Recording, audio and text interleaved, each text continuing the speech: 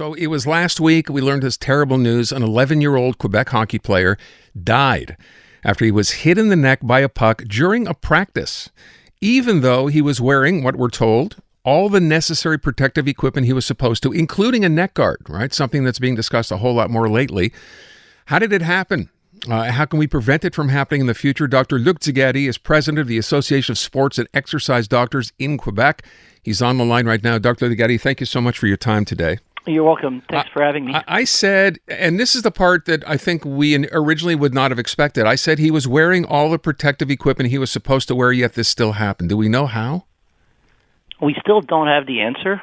Unfortunately, even with all the protective equipment, if anything slipped, if anything moved, then you're unprotected, right? So, and at the same time, we don't know the exact, what exactly happened. He could have been looking somewhere else when the puck came in, so he didn't get the chance to protect himself.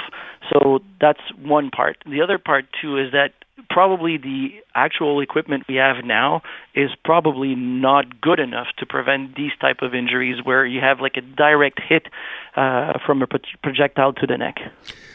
If that's the case, and I know we talked a lot about neck guards in the wake, of course, of some tragic incidents that have happened, at least 2 people having died from, having their necks cut during a game. Where are we with minor hockey, for example, because this is an 11-year-old, in terms of sort of mandating better equipment so this can't happen again? Well, actually, the neck protector is mandatory for any, as soon as you put your skates on the ice, you're supposed to have a neck guard. And then there's so many variables in this situation where, was the puck coming in from a different angle? Who shot the puck? How close was he from the player who actually shot the puck? So so there's many things, and we need to know, to have an idea of the velocity and yeah.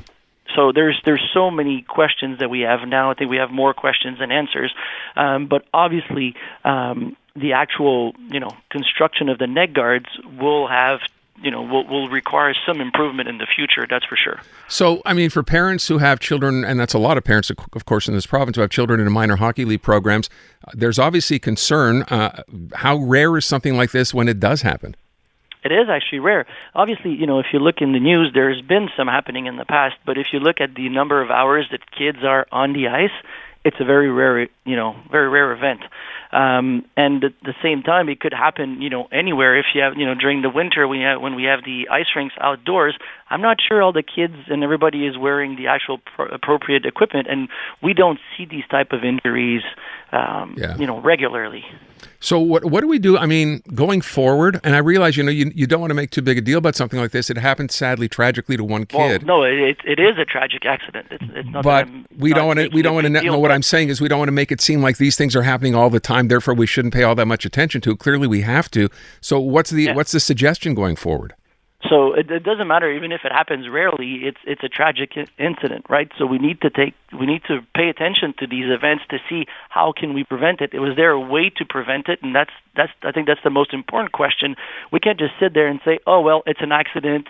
There's nothing we can do. We can always do something to improve, right? So right now we need to let the investigators do the investigation, the coroner, to know exactly what happened.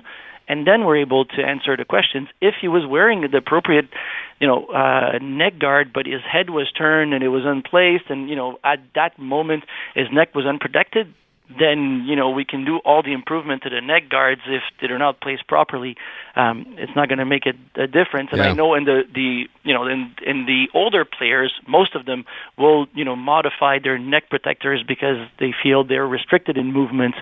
So. It's really hard, but at least for youngsters, they need to have appropriate equipment that's actually appropriately fitted too. So yeah. You understand my, because protection and prevention is probably the first thing we need to do when we're working in sports, right? We need to prevent injuries from happening. Right, and we know they're going to happen, but you're right. We need to do everything we can to prevent them from happening. But I would ask you, and again, maybe this is unfair, maybe we don't know enough right now. So I understand in those previous injuries where, someone's skate has cut someone's neck and sadly someone died, you can understand the blood loss, etc. Someone gets hit in the throat by a puck. Your first inclination is not to think they're going to die. So do you have any idea how this might have happened? And what happened here medically? Well, we know it's more of a central hit than a lateral, because if you get hit like on the side sometimes, like if let's say you get one of the arteries or the veins that get injured, you still got the blood flow from the other side, so usually it's going to temper itself unless it's a huge laceration. But from a puck, it's more going to be obviously like the swelling, so if there's a fracture to the larynx, to the windpipe itself, and then it got swollen, and that's where he lacked oxygen, and so it's just a cascade of situations happening after that. So you really need more of a central, really the windpipe that needs to be affected in these situations. Mm-hmm. Would it have made a difference? And again, perhaps this is too early to ask the question, but would it have made a difference if he had been treated sooner, as soon as this happened? Like, sometimes someone has a heart condition, and of course we know every second counts. What about in a case like this? I think every second counted, and I think everybody reacted, rapidly. I don't think anybody waited to say, do we wait to get to the ambulance, right? He was probably treated, and I'm sure the ambulance got there fast enough. And then, we'll know more from the investigation what happened, because he was still transferred, he was still alive when he got to the hospital, and then his condition kind of deteriorated, mm-hmm. and nobody was able to do anything. And and trust me, in these situations, everybody will do everything they can to save that child's life. Right? Losing a child is really horrible for everybody. So I'm sure anybody who got involved in the care were taking care of that child as if it was theirs.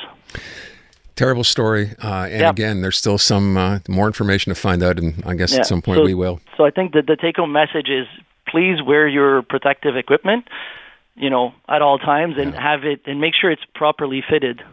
I think that's the other key message too. Dr. De Garie, thanks so much for your time. Appreciate it. You're welcome. Dr. Luc De Garie, president of the Association of Sports and Exercise Doctor, on the untimely passing of that 11-year-old in a hockey practice last week.